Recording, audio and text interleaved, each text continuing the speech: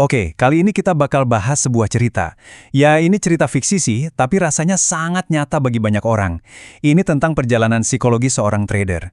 Benar-benar dari titik terendah, hancur lebur secara emosional, sampai akhirnya dia bisa punya mindset yang dewasa, yang ngelihat trading sebagai permainan probabilitas.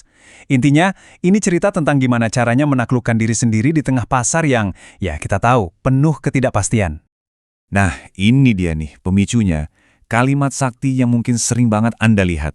Gimana caranya saya dapat $10.000 sebulan dari trading forex? Protagonis kita ngelihat ini di YouTube dan klik. Langsung kena.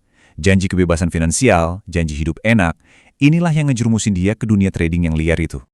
Tapi, impian itu nggak bertahan lama. Kenyataannya, jauh panggang dari api. Dan disinilah konflik cerita kita dimulai. Bayangin, dari mimpi puluhan ribu dolar, tiba-tiba dia cuma bisa melototin saldo akunnya yang isinya $18.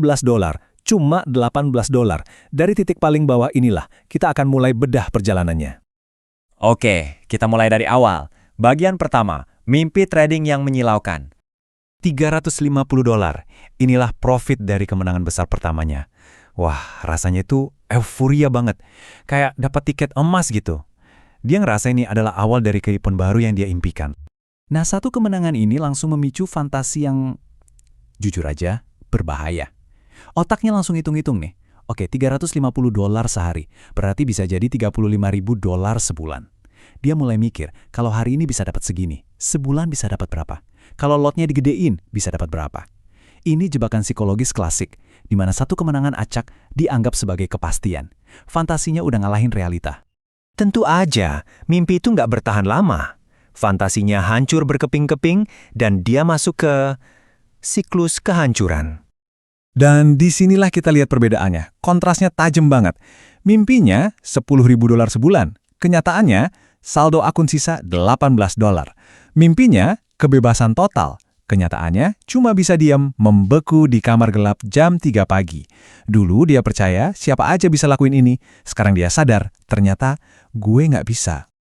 Jadi apa yang dia lakuin pertama kali? Ya seperti kita semua, dia coba benerin mindsetnya. Dia masuk ke labirin mindset ini, coba meditasi selama 2 minggu, nggak ada efek. Bikin jurnal emosi seminggu, nggak ngaruh. Afirmasi tarik napas dalam-dalam, semuanya dicoba dan nihil. Ternyata masalahnya bukan sekedar kurang kuat mental. Oke, mindset gagal. Terus apa? Dia nyalahin sistemnya. Dia terjebak dalam ilusi mencari sistem yang sempurna.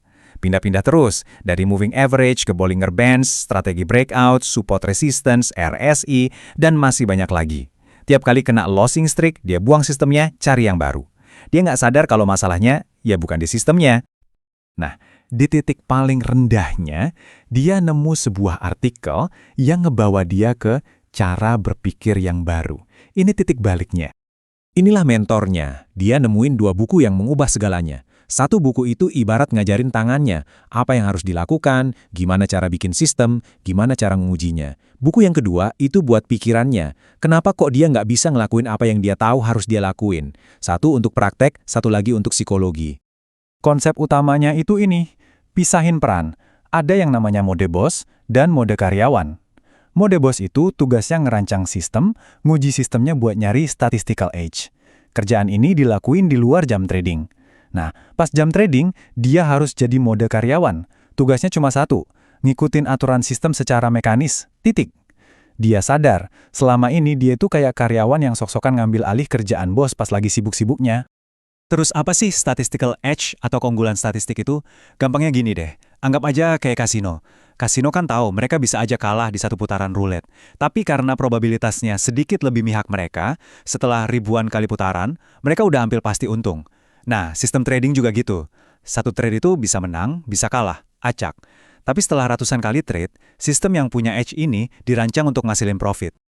Oke, sekarang dia udah punya ilmunya. Tapi dia nemuin tantangan terbesarnya, yaitu kesenjangan antara tahu dan melakukan.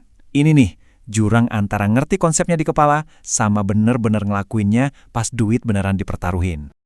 10 kali rugi berturut-turut. Ini pas dia nyoba sistem barunya yang udah di backtest. Ini bukan lagi simulasi, ini ujian di dunia nyata. Dan rasanya jauh lebih sakit dari yang dia kira. Nah, kutipan ini nangkep banget pergulatannya. Kepala saya ngerti, saya udah backtest, saya udah lihat angkanya. Tapi di dalam hati, keraguan itu masih ada. Secara logika dia tahu rentetan kerugian itu normal, itu bagian dari sistem. Tapi hatinya, perasaannya, bilang sebaliknya. Dan disinilah dia dapat pencerahan. Backtesting itu ternyata bukan cuma ngumpulin data di Excel. Tapi ini adalah tempat latihan buat merasakan ribuan kerugian secara simulasi. Buat ngerasain gimana rasanya drawdown, dan buat ngeliat sendiri kalau pada akhirnya sistemnya tetap untung. Keyakinan sejati itu ternyata datang dari pengalaman, bukan cuma dari lihat angka. Jadi, gimana caranya ngejembatanin jurang itu? Dia berhenti ngandelin tekad. Gantinya, dia mulai membangun rutinitas baru. Sebuah sistem kebiasaan yang memandu tindakannya. Ini dia, checklist prosedurnya. Kelihatannya simple tapi ampuh banget. Pertama, pasang alarm harga buat setup yang dia tunggu. Kedua, yang paling penting, tutup chartnya dan pergi. Tinggalin aja. Ketiga, tunggu sampai alarm bunyi. Keempat, baru balik, eksekusi trade sesuai aturan. Kelima, tutup lagi chartnya. Udah, nggak ada lagi tuh siksaan melototin tiap pergerakan harga. Nah, ini nih alat jeniusnya, kartu stempel. Cuma kotak-kotak simple isinya 20. Setiap kali dia ngelakuin satu trade yang sesuai aturan, mau itu menang atau kalah nggak peduli, dia isi satu kotak. Fokusnya langsung geser, bukan lagi soal hasilnya tapi soal jumlah tindakan yang konsisten. Inilah titik krusialnya, tujuannya bener-bener berubah. Bukan lagi gue menang nggak di trade ini, tapi jadi gue ngikutin aturan gue nggak kali ini. Ini transformasi paling mendasar di mindsetnya.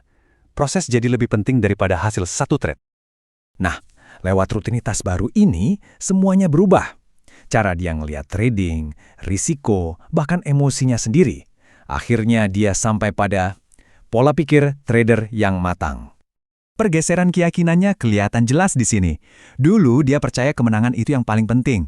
Sekarang, konsistensi yang paling berharga. Dulu dia nganggap rugi itu buruk. Sekarang, rugi yang sesuai aturan itu cuma biaya bisnis. Dan yang paling keren, emosi bukan lagi musuh yang harus diperangi, tapi justru jadi teman yang ngasih sinyal buat melindungi prosesnya. Pada akhirnya ya, cerita ini kan bukan cuma soal trading ya kan? Ini tentang perjuangan kita semua buat menaklukkan psikologi diri sendiri, tentang belajar menghargai proses, bukan cuma hasil instan, tentang gimana kita ngebangun sistem buat ngakalin kelemahan kita. Jadi pertanyaannya buat kita semua, kira-kira di bagian mana dalam hidup Anda perjalanan semacam ini perlu dimulai?